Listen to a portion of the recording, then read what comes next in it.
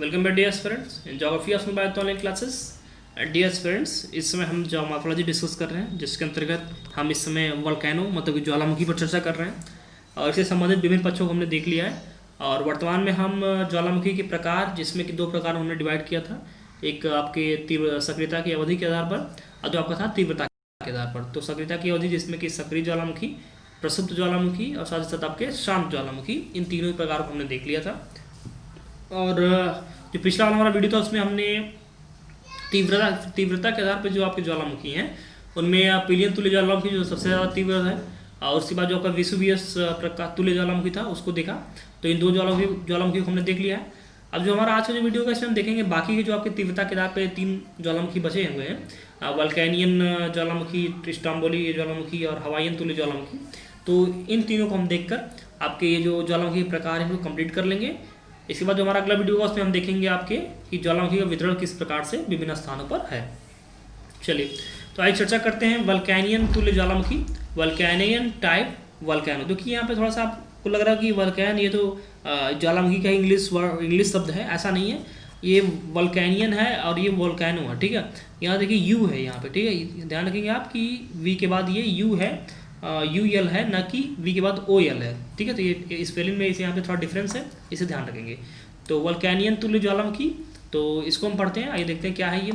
तो इस प्रकार का ज्वालामुखी का जो नामकरण है भूमध्य सागर के लिपारी द्वीप पर स्थित वल्केनो ज्वालामुखी के आधार पर किया गया। भूमध्य सागर में एक द्वीप है जिसका नाम है लिपारी द्वीप, ठीक है, और इस पर एक ज्वालामुखी स्थित है वल्केनो। और इस ज्वालामुखी में जिस प्रकार से विस्फोट होते हैं, जिस प्रकार से यहाँ पे उद्गार होता है, ठीक है, इसको इसको एक आधार मान लिया गया कि इस प्रकार के विस्फोट, अगर इस प्रकार का अगर तीव्रता, ठीक है, इस प्रकार की चीज़ें अगर ज्वालामुखी पदार्थ इत्यादि जो है इस विस्फोट तीव्रता इत्यादि के साथ, प्रेशर के साथ बाहर अगर आएंगे तो इस प्रकार के ज्वालामुखी क्या कहेंगे, वल्केनियन तुल्य ज्वालामुखी कहेंगे।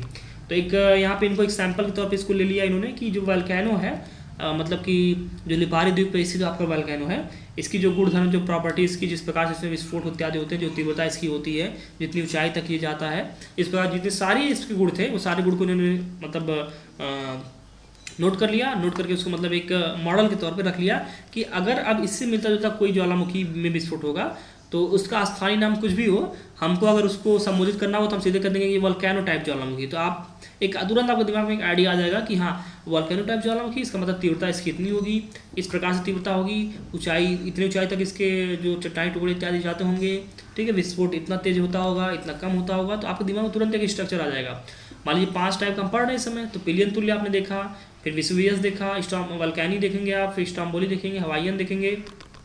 तो इसमें क्या होगा, ये 5 मतलब टाइप के जो ज्वालामुखी को याद करना ज़्यादा आसान है इन कंपेयर टू सबके अलग अलग याद करना। तो 5 याद कर लीजिए, उसके बाद फिर आप बस इतना आपको नाम अलग अलग ज्वालामुखी देखने रहे, उसके बाद आप तुरंत बता दें कि हाँ ये इस टाइप का है, इसका मतलब इसके ये गुण है, ये इतना तीव्र होगा, इतना ऊंचाई तक इसके राख इत्यादि जाएंगे। तो आप इस तरह से चीज़ों को बता दें, ठीक है। इसलिए आसानी के लिए एक तुल्यता जो है इसका प्रयोग किया गया है। इस प्रकार के ज्वालामुखी का नामकरण भूमध्य सागर के लिपारी द्वीप पर स्थित वल्केनो ज्वालामुखी के आधार पर किया गया। तो आपने देख लिया इसको। यह ज्वालामुखी वेसुवियस से अपेक्षाकृत कम तीव्रता का है। अपेक्षाकृत, ध्यान रखेंगे, अपेक्षाकृत कम तीव्रता। जो सेकंड हाईएस्ट डेंसिटी वाला, मतलब जो सेकंड हाईएस्ट आपकी तीव्रता वाला जो ज्वालामुखी जिसे हमने पढ़ा अभी, वेसुवियस, उससे थोड़ा सा कम इसकी तीव्रता होती है, ठीक है, इंटेंसिटी उससे थोड़ा कम होती है, इसे ध्यान रखेंगे।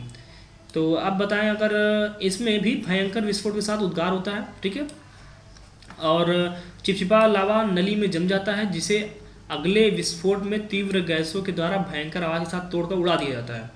उड़ा दिया जाने का मतलब क्या है कि जब अब नीचे से विस्फोट होगा तो जो ऊपर जमा हुआ चट्टान है वो टूटेगा, इतना तेज टूटेगा कि ऐसे बिखरेंगे चट्टान, यहाँ ऐसे ऐसे बिखरेंगे चट्टान। तो इसीलिए कहा जा रहा है कि उड़ा दिया जाता है, ठीक है, मतलब वहाँ तोड़ करके उसको दूर फेंक दिया जाता है।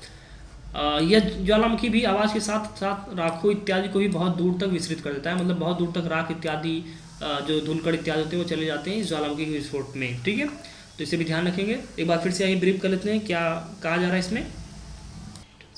तो इस प्रकार के ज्वालामुखी का नामकरण भूमध्य सागर के लिपारी द्वीप पर स्थित वोल्केनो ज्वालामुखी के आधार पर किया जाता है। यह ज्वालामुखी वेसुवियस से अपेक्षाकृत कम तीव्रता वाला, ठीक है, कम इंटेंसिटी वाला होता है और इसमें भी भयंकर विस्फोट होते हैं। इसी भयंकर विस्फोट के साथ उद्गार होता है और चिपचिपा लावा नली में जम जाता है। ध्यान रखेंगे, चिपचिपा लावा मतलब वही जिसमें अम्ल मतलब अम्लीय प्रकृति का तो चिपचिपा होगा, क्षारीय प्रकृति का तो बिल्कुल आप जानते हैं पतला होता है, जिसे अगले विस्फोट में तीव्र गैसों के द्वारा भयंकर आवाज़ के साथ उड़ा दिया जाता है। मतलब जब चिपचिपा है तो जो नली होगी उस नली में जम जाएगा, अब जब जम जाएगा तो फिर जो अगला विस्फोट होगा उसको वो तोड़ना पड़ेगा, तोड़ेगा तो फिर इसमें बहुत ही आवाज़ के साथ वो जो चट्टाने टुकड़े होते हैं वो टूट करके चारों तरफ बिखर जाते हैं और भयंकर आवाज़ के साथ तोड़ कर उड़ा दिया जाता है। यह ज्वालामुखी भी आवाज़ के साथ साथ राखों इत्यादि मतलब राख धूलकण, ठीक है, जलवाष्प इत्यादि को बहुत दूर तक विस्तृत कर देता है। ठीक है, जिससे ध्यान रखेंगे।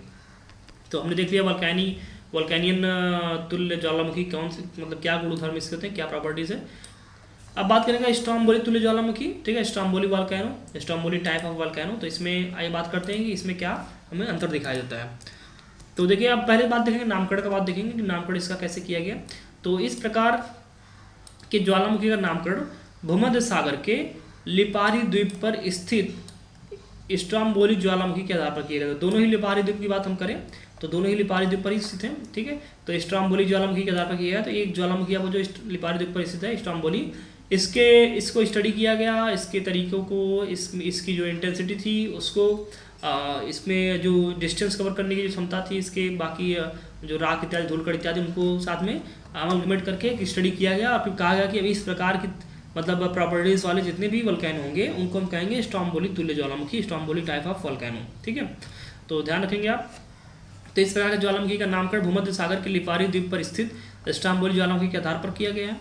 यह वोल्केनो तुल्य ज्वालामुखी से कम तीव्र तथा इसका लावा कम चिपचिपा, मतलब कम चिपचिपा मतलब सीधा सीधा इंडिकेशन आपका क्या, क्षारीय प्रकृति का लावा। ठीक है, मतलब अभी आप अम्लीय से बढ़ रहे हैं, किधर, क्षारीय की तरफ बढ़ रहे हैं, कम चिपचिपा है। साथ ही साथ इसमें भयंकर उद्गार होता है और ज्वालामुखी बम, एरियल बम, मैंने आपको बताया था, इसे एरियल बम भी कहते हैं, एरियल बम कहते हैं या फिर वोल्केनो बम भी कहते हैं, दोनों ही बातें हैं। तो मैंने आपको बता रखा है पहले ही शुरुआत में जो इंट्रोडक्शन वाला क्लास हुआ था आपके ज्वालामुखी का, उसी में आपको बता दिया गया था कि ज्वालामुखी बम मतलब कि एरियल बम। ठीक है, ये क्या होता है, अधिक ऊंचाई तक जाते हैं और पुनः क्रेटर में गिर जाते हैं, मतलब ऊपर उठते हैं, ऊपर ऊंचाई की तरफ जाते हैं, फिर ये तुरंत वापस फिर क्या होते हैं, क्रेटर में अपने वापस आकर गिर जाते हैं। ठीक है, पुनः क्रेटर में आकर के समा जाते हैं। क्रेटर क्या होता है आप जानते ही हैं। जब विस्फोट के बाद नली में रुकावट उत्पन्न हो जाती है, रुकावट का मतलब कि जो आपका लावा इत्यादि है, जो चट्टाने जो ऊपर उड़ के गए फिर नीचे उसी में आकर के इकट्ठे हो गए तो जम जाते हैं उसमें, फिर ढक देते हैं उसकी नली को, तब समय समय पर इनमें विस्फोट होता रहता है। ठीक है, ध्यान रखेंगे, मतलब समय समय पर इनमें विस्फोट होता रहता है। और जो स्ट्रोम्बोली ज्वालामुखी मैंने आपको कहा था कि लाइट हाउस ऑफ मेरिडियन सी है, मतलब मेरिडियन सी में एक प्रकाश स्तंभ के तौर पे है। इसका मतलब ये है कि हमेशा इसमें विस्फोट होते रहते हैं। तो जो स्ट्रोम्बोली ज्वालामुखी एक अपवाद के तौर पे आप इसे लेंगे कि इसमें विस्फोट होता रहता है, लेकिन जो बाकी प्रकृति होती है बिल्कुल वो सेम होती है, मतलब उसी आधार पे बाकी हम ज्वालामुखी जो होते हैं स्ट्रोम्बोली तुल्य उनको हम डिस्क्राइब करते हैं। ठीक है, लेकिन बस एक इसमें अंतर आपको मिलेगा, जो स्ट्रोम्बोली ज्वालामुखी है उसमें लगातार उद्गार होते रहते हैं, बाकी जो स्ट्रोम्बोली तुल्य ज्वालामुखी तो उनमें लगातार उद्गार नहीं होते, कभी कभी उद्गार होते रहते हैं उसमें। ठीक है, एक बार इसको हम फिर से ब्रीफ कर लेंगे कि स्ट्रोम्बोली तुल्य ज्वालामुखी क्या आपका है। तो इस प्रकार के ज्वालामुखी का नामकरण भूमध्य सागर के लिपारी द्वीप पर स्थित स्ट्रोम्बोली ज्वालामुखी के आधार पर किया गया। ठीक है, यह वोल्केनो तुल्य ज्वालामुखी से कम तीव्र तथा इसका लावा कम चिपचिपा है। साथ ही साथ इसमें भयंकर उद्गार होता है और ज्वालामुखी बम ऊंचाई तक जाते हैं और पूरा क्रेटर में समा जाते हैं, मतलब ऊपर जाएंगे फिर नीचे आकर गिर जाएंगे क्रेटर में ही आपके। जब विस्फोट के बाद नली में रुकावट उत्पन्न हो जाती है, मतलब विस्फोट होता है तो जो आपके ज्वालामुखी पदार्थ जो ऊपर गए रहते हैं नीचे आते हैं, फिर उसी नली में आते हैं, नली को ढकते हैं। ठीक है, जो आपके बाकी चीज़ें निकलती है सारी नली में आकर ढकना शुरू कर देती है, नली क्या तो जम जाता है, नली में रुकावट उत्पन्न हो जाता है। तब जब समय समय में विस्फोट होता रहता है, मतलब जब रुकावट उत्पन्न हो गया तो अब क्या होगा, फिर जो नीचे से आपका गैस लावा इत्यादि आएंगे तो फिर उनको तोड़ना पड़ेगा, तो तोड़ेंगे तो फिर विस्फोट होगा। अब मान लीजिएगा अगर वो ढकते नहीं तो उनको किसी तोड़ना पड़ता ही नहीं, वो अपना बिना किसी रुकावट के ऊपर आने लगते हैं, तो यहाँ पे विस्फोट नहीं होता। लेकिन अब चूंकि वो जम जाते हैं तो उसको फिर से तोड़ना पड़ता है, इसलिए यहाँ पे फिर विस्फोट होता है। ठीक है, तब समय समय पर विस्फोट होता है। हालांकि स्ट्रोम्बोली में लगातार उद्गार होता रहता है, लेकिन यह जरूरी नहीं कि इसके जैसे मतलब कि स्ट्रोम्बोली तुल्य जो ज्वालामुखी में सतत उद्गार क्या है होता ही रहे, तो ये जरूरी बात नहीं कि सतत उद्गार बाकी जो स्ट्रोम्बोली ज्वालामुखी जिस इस प्रकार के हैं उनमें उद्गार होता रहे। ठीक है, अब बात करेंगे अपने अगले ज्वालामुखी जिसे हवाईयन तुल्य ज्वालामुखी कहते हैं। तो हवाईयन टाइप वोल्केनो के बारे में अगर चर्चा करें तो देखिए, सबसे पहले जो सबसे जरूरी बात यह है इसमें कि सबसे कम तीव्रता वाला ज्वालामुखी होता है, मतलब सबसे कम तीव्रता वाले प्रकार के ज्वालामुखी ये होते हैं। जैसे कि आपने देखा कि जो आपका पिलियन टाइप का ज्वालामुखी है सबसे अधिक तीव्रता वाला, लेकिन जो आपका हवाई तुल्य ज्वालामुखी ये सबसे कम तीव्रता वाला, ठीक है। तो यहाँ पे आप बना लेंगे, हवाई तुल्य भी लिखें या फिर हवाई तुल्य लिखें तब भी कोई दिक्कत नहीं। तो इस तरह के ज्वालामुखी का नामकरण जो प्रशांत महासागर में स्थित हवाई द्वीप के ज्वालामुखी के आधार पर किया गया। तो इसे ध्यान रखेंगे आप, जो प्रशांत महासागर में स्थित आपका हवाई द्वीप है उस पर जो स्थित आपके ज्वालामुखी इत्यादि हैं, तो उनके आधार पर इस प्रकार के ज्वालामुखी का आधार माना गया, नामकरण किया गया है, ठीक है। और इनके प्रॉपर्टीज़ के आधार पर बाकी ज्वालामुखी जो इनके जैसे होते हैं उनको इंट्रोड्यूस करने के लिए, उनको बताने के लिए हवाई द्वीप के जैसे ज्वालामुखी, मतलब इसी प्रकार के ज्वालामुखी के तौर पर उनको इंट्रोड्यूस कर दिया जाता है, ठीक है। इस प्रकार के ज्वालामुखी में विस्फोट शांत तरीके से होता है और उद्गार कम होता है। वही बात मैंने आपसे बताई ना कि तीव्रता कम होती है इनकी, और जब तीव्रता इनकी कम होगी तो फिर जो विस्फोट होगा बहुत ही शांत तरीके से होगा, उद्गार भी कम निकलेगा, मतलब कम उद्गार भी होगा। और क्योंकि गैसों की तीव्रता कम होती है, कम लावा पतला होता है, इनसे अत्यधिक कम मात्रा में विखंडित पदार्थ सतह पे आते हैं। ध्यान रखेंगे आप कि इस प्रकार ज्वालामुखी में विस्फोट शांत तरीके से होता है और उद्गार कम होता है। क्यों? क्योंकि इनके गैसों की तीव्रता क्या होती है, कम होती है, और लावा क्या होता है, पतला होता है। जब लावा पतला है, गैसों की तीव्रता कम है, अंदर प्रेशर बहुत ज़्यादा नहीं है, तो जो विस्फोट का जो इंटेंसिटी होगी, जो विस्फोट की जो दर होगी, बहुत क्या होगा, बहुत ज़्यादा नहीं होगी, जो तीव्रता होगी बहुत ज़्यादा नहीं होगी, ठीक है। तो इसे आप ध्यान रखें। तो इस प्रकार चीज़ें हमारे सामने नजर आती हैं। तो इनमें गैसों की तीव्रता कम तथा लावा पतला होता है, इनसे अत्यधिक कम मात्रा में विखंडित पदार्थ सतह पर आते हैं, मतलब बहुत ही कम, बहुत ज़्यादा मात्रा में विखंडित पदार्थ नहीं आ पाते हैं, क्योंकि बहुत ज़्यादा प्रेशर नीचे नहीं होता है, गैस इत्यादि बहुत ज़्यादा इनमें तीव्रता नहीं होती, इसलिए बहुत ज़्यादा विखंडित पदार्थ ऊपर नहीं आ पाते हैं। ये सबसे कम तीव्रता वाले ज्वालामुखी होते हैं। तो ये बात मैंने आपको शुरुआत में ही बता दी कि ये जो ज्वालामुखी आपके हवाई तुल्य ज्वालामुखी होते हैं, इनकी तीव्रता सबसे कम होती है, ठीक है। तो इसे आप ध्यान रखेंगे। हाँ, हवाई द्वीप पर जब लावा आकाश में उड़ता है तब यहाँ के लोग इसे अग्नि देवी पीली के केस बाल की संज्ञा देते हैं। देखिए ये जो सेंटेंस है, जैसे हवाई द्वीप पे जो मतलब जब इस प्रकार के ज्वालामुखी में विस्फोट होता है, ठीक है, तो होता क्या है कि वहाँ के जो लोग निवासी हैं, जो बसिंदे हैं, ठीक है, तो निवासी क्या करते हैं कि जब ये विस्फोट होता है, तो मैं आपको दिखाऊं चित्र में बना करके कि कैसा दिखाई देता है ये विस्फोट होने के बाद। तो मान लीजिए वैसे विस्फोट हुआ, ठीक है, अब विस्फोट ऐसे हुआ, तो अब विस्फोट होने के बाद फिर ये ऐसे मतलब एक केस की भांति में, यहाँ तो केस बन नहीं पाएगा, मतलब ऐसे एकदम रेड कलर में, बिल्कुल जैसे एकदम टपकता दहकता बिल्कुल, एक जैसे लगता है कि किसी के मतलब एक बाल की जैसे इसकी मतलब चित्र बनता है। तो अब चूंकि लाल लाल बाल है, तो सभी लोग कहते हैं, वहाँ पे जो स्थित लोग हैं, जो लोग वहाँ पे रहते हैं, वो लोग कहते हैं कि अग्निदेवी, मतलब जो अग्निदेवी पीली, उनको वो अग्निदेवी पीली कहते हैं। जो विस्फोट होता है, तो विस्फोट मतलब ज्वालामुखी जो क्रिया वहाँ पे होती है, तो उसको अग्निदेवी पीली के क्या कहते हैं, केस कहते हैं, जो ऊपर निकलते हैं, ठीक है। देखिए दरअसल क्या होता है कि आप देखेंगे आज से नहीं बल्कि मानव सभ्यता की शुरुआत से ही, जब मानव ने प्रकृति का कोई भी अलग अलग तरीके का मतलब रूप देखा हो, जिसका वर्णन करने में अपने आप को असमर्थ पाता रहा हो, तब उसके लिए फिर वो क्या करता है, मानव एक सुपर ह्यूमन की कल्पना करता है कि ऐसा ह्यूमन है, ये शक्तियाँ इसके पास हैं, ठीक है, ऐसे कार्य कर सकता है जो कि आम इंसान के लिए बहुत ही कठिन कार्य है, ठीक है। तो वो एक कल्पना कर लेते हैं। तो उसी प्रकार से बस यहाँ पे एक कल्पना है कि उनकी अपनी कल्पना है कि अग्निदेवी पीली जो है, इनके केस, ये आपकी जब विस्फोट होता है तो इनके केस हैं ये, ठीक है। तो वो कहते हैं कि जो विस्फोट होने के बाद जब ये लाल लाल पूरा आपका लावा आकाश में दिखाई देता है, तो उसको वो क्या कहते हैं अग्निदेवी का ये क्या है, ये केस है, मतलब उनके बाल हैं, ठीक है, बाल की संज्ञा वो देते हैं।